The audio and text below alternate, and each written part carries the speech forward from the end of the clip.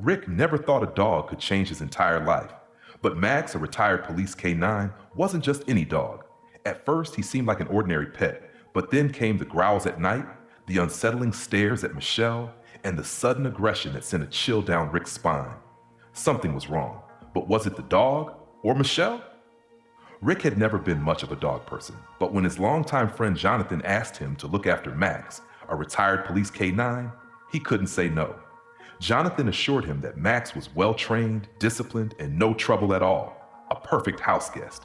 And for the first few days, that seemed to be true. Max was calm, obedient, and oddly watchful, as if he were still on duty, even in retirement. Rick's girlfriend, Michelle, was more enthusiastic about having Max around, showering him with attention and treats. "He's like a little guardian," she'd say, scratching behind his ears. The dog would stare at her intently, almost studying her, but he never reacted aggressively. If anything, he seemed overly fixated, watching her every move. At night, Rick noticed something peculiar. Max would pace the living room, ears perked, his deep brown eyes scanning the shadows. Sometimes he'd stop and let out a low, guttural growl, staring at the front door or a darkened window. At first, Rick dismissed it. A habit from his police training, he figured. Dogs like Max were wired to be alert. But as the nights went on, the growls turned into persistent barking, loud enough to wake them from sleep. Then there was Michelle. Max wouldn't leave her alone. At first, it seemed like affection. He followed her from room to room, nudging at her hands, sniffing at her insistently. But then, his behavior escalated. He'd block her path, whine whenever she tried to leave, and once in a shocking moment, he even jumped on her, pushing her back onto the couch. Michelle laughed it off, but Rick was unsettled. Max had never shown this kind of behavior before. Rick started to wonder, was Max just adjusting to a new home, or was he trying to tell them something? At first, Rick tried to brush off Max's behavior as an adjustment phase. After all, the dog had spent years working alongside police officers. Maybe he just wasn't used to a quiet, domestic life. But as the days passed, Max's fixation on Michelle became harder to ignore. Whenever Michelle entered a room, Max was right behind her, his nose twitching as if he were trying to pick up a scent only he could detect. He sniffed at her hands, her clothes, even the bag she carried. And it wasn't just curiosity, it was intense, almost obsessive. When she sat down, Max would press against her legs, staring up at her as if waiting for something. Then came the first truly alarming incident. One evening, Michelle was getting ready to head out when Max suddenly lunged at her, paws on her chest, knocking her slightly off balance. She yelped, stumbling back onto the couch. Rick had to physically pull the dog away, scolding him, but Max didn't look guilty. He just stood there, panting heavily, staring at Michelle with those same unreadable eyes. "That was weird," Michelle said, shaking her head, forcing a laugh. "Maybe he just doesn't want me to leave."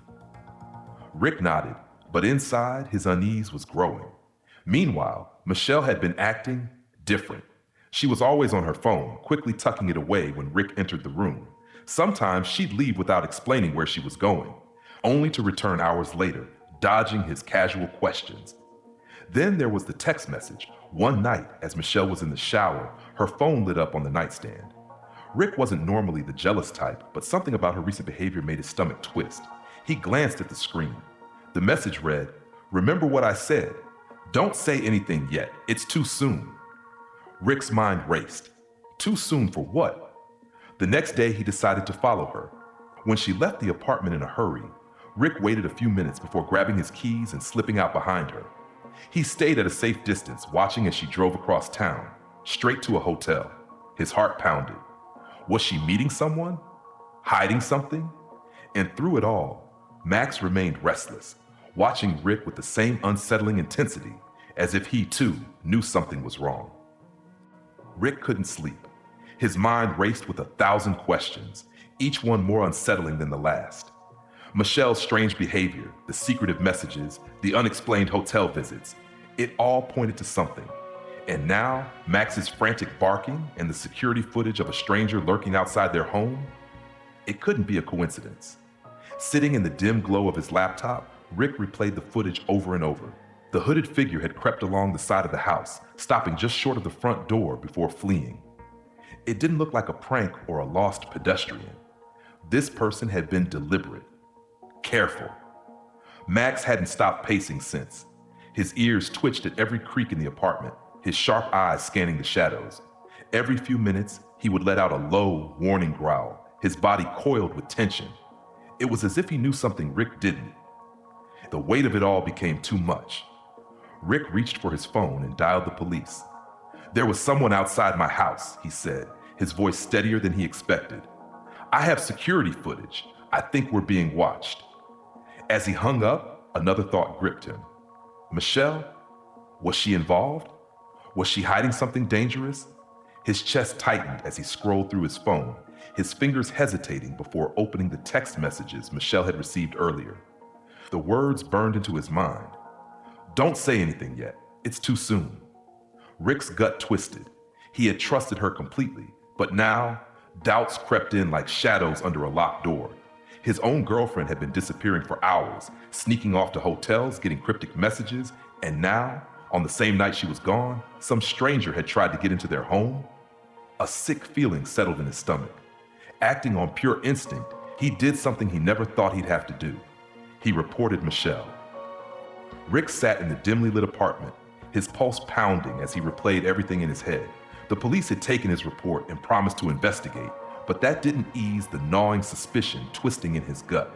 Michelle still wasn't home. His mind raced with worst-case scenarios.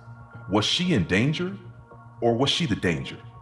Then, just after midnight, the front door creaked open. Michelle stepped inside, her expression weary, her phone clutched tightly in her hand. The moment she saw Rick's face, his stiff posture, the way he was gripping his phone like a weapon, her brows furrowed. "What's wrong?" she asked, setting down her purse. Rick didn't answer immediately. He studied her, searching for any trace of guilt. Finally, he exhaled sharply. "Where have you been, Michelle?" She blinked. "I told you I went to a hotel," Rick interrupted, his voice sharper than he intended. "I followed you." Michelle's lips parted in shock. "You? What?" Rick ran a hand down his face, frustration bubbling over. "You've been acting weird for weeks, the late nights, the messages, and now tonight, there was someone outside. Someone tried to get into the house, Michelle." Her eyes widened. "What?" Rick stood up, his chair scraping against the floor. "I reported it to the police. I reported you too." The words felt heavy as they left his mouth. For a moment, Michelle just stared at him.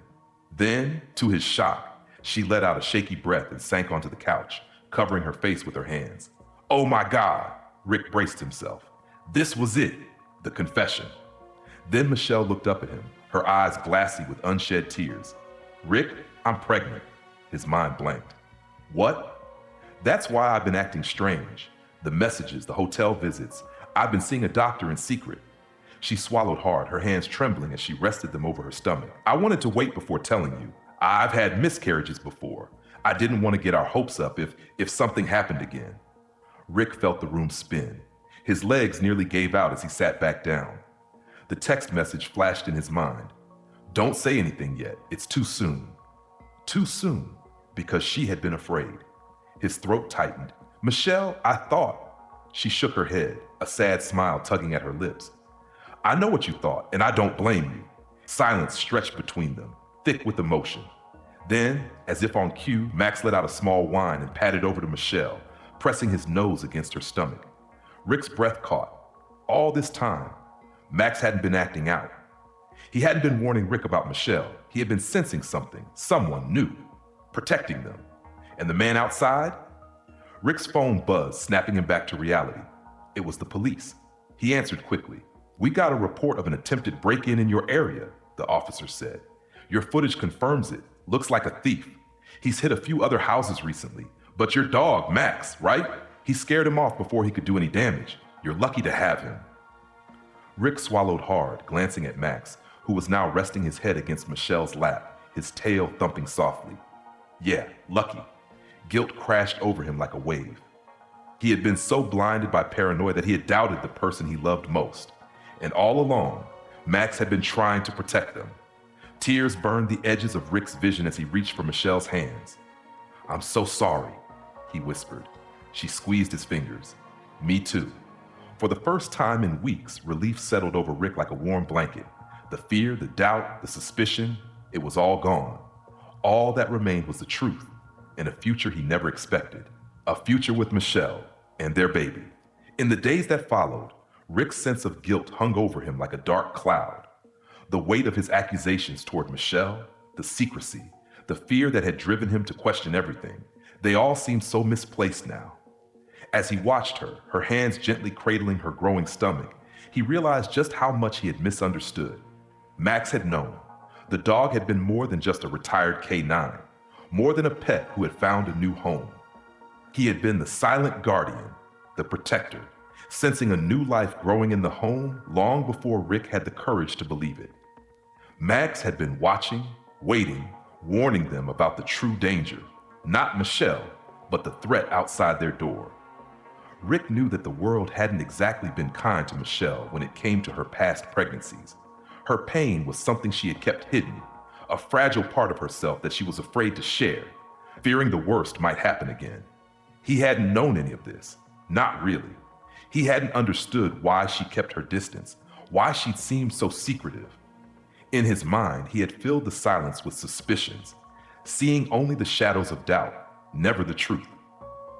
Now, as they sat together on the couch, Rick could feel the weight of their new reality settling in, a reality filled with the promise of something beautiful, something they had both longed for, but had never quite dared to hope for. There was no more room for secrets, no more room for fear. They were going to be parents. Rick gently rested his hand on Michelle's stomach, feeling the soft movement beneath her skin. The realization hit him with an overwhelming wave of emotion. This wasn't just about them anymore. It was about the future they were building together, the child they would raise, and the family they would become.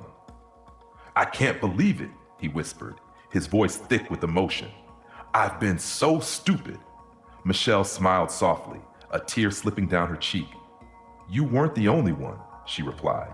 Her voice cracked, and she paused to collect herself before speaking again. "I should have told you sooner.